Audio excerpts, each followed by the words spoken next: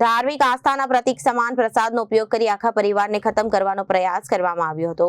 ઉત્તરાયણની શાલિગ્રામ હાઇટ્સની આ ઘટના છે. એક પરિવારને અજાણ્યા શખ્સો દ્વારા દરવાજા પર ઝેરયુક્ત લાડુનો પ્રસાદ લટકાવીને મોતના મુખમાં ધકેલવાનો પ્રયાસ કરવામાં આવ્યો હતો. પોલીસે સીસીટીવીના આધારે 5 જેટલા શંકાસ્પદ વ્યક્તિઓની ઓળખ કરી તેમની પૂછપરછ શરૂ કરી. ધાર્મિક આસ્થાના પ્રતીક સમાન પ્રસાદનો ઉપયોગ કરી આખા પરિવારને ખતમ કરવાનો પ્રયાસ કરવામાં આવ્યો.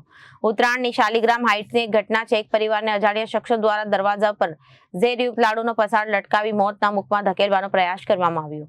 પોલીસે સીસીટીવીના આધારે 5 જેટલા શંકાસ્પદ વ્યક્તિઓની ઓળખ કરી તેમની પૂછપરછ શરૂ કરી.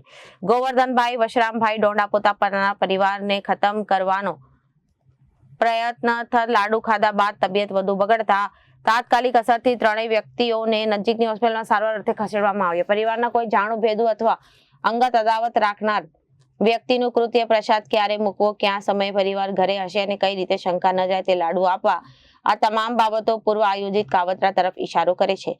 પરિવારના ત્રણેય સભ્યો હાલ સારવાર હેઠળ છે અને પોલીસ તપાસમાં ખુલાસાની શક્યતા છે.